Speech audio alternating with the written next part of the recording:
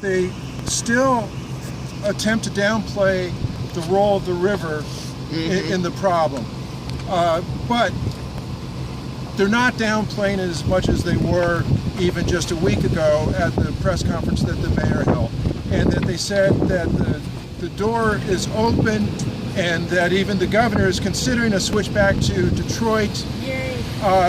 But I think they indicated what they're going to do is they're going to try all these other measures first before considering that, and including using optimal corrosion control.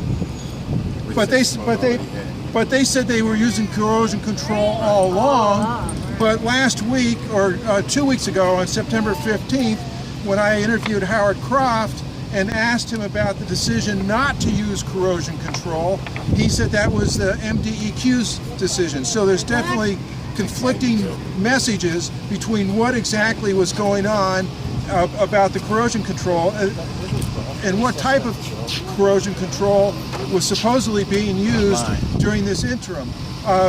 So I don't know exactly what's going on, and there's a little bit of disconnect about that whole issue. I think those were some of the main things, except that everybody's working together and moving quickly to address the problem. Here's the question that I would have asked if I would have been allowed to ask a question.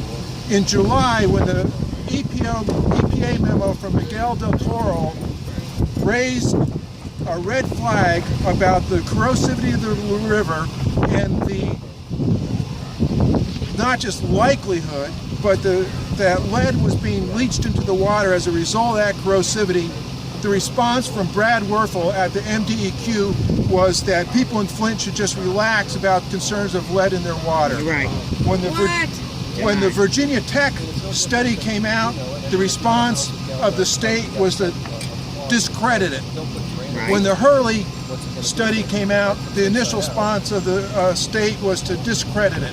And so the effect of the state all along has been to deny the existence of this problem until it reached a point where they could not deny it anymore. So there's been months that have passed when kids have been, the state has given a false sense of security regarding what's going on by denying and discrediting when it's been now proved beyond any doubt what the problem was. And so I wish I would have been allowed to ask that question to see how they could justify that and how their consciences are, knowing that during these past months they're denying a problem and resulting in more kids being exposed to high levels of lead. And I'll put the whole press conference online and email it around so you guys can see it. Yeah.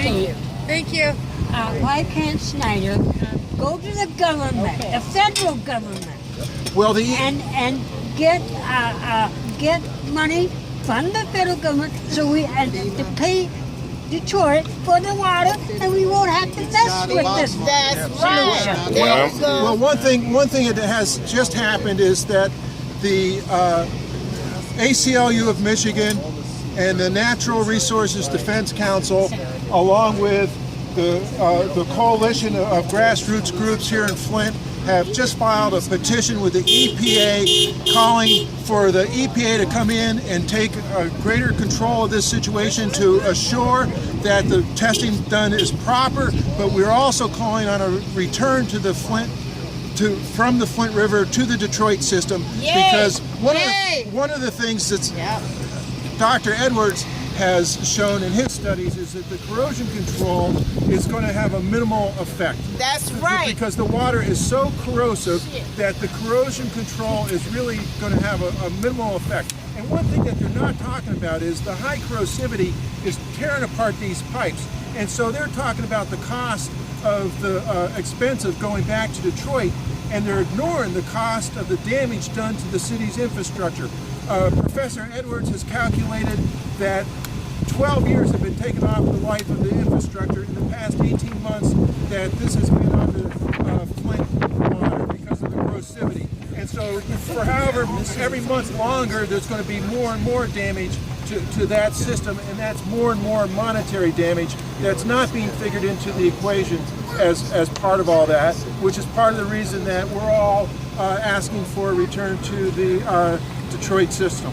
When I And moved another into thing too, Flint, what they're not factoring in is the long run health issues that's going to come out of this. Who's going to take care of the people down the road? Because in Camp Lejeune, and from 1957 to 1985, they had contaminated water with TCHM.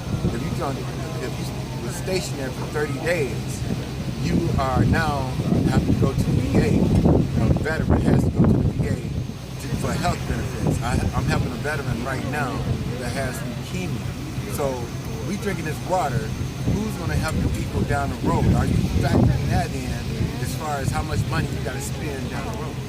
And more expense down the road is all these kids that have been exposed to these elevated levels of lead. You know, lower IQs, learning disabilities, behavioral problems. All those are going to just significantly drive up the cost of educating those children. And then you have the whole issue of kids that have problems like that in school are part of the school to prison pipeline.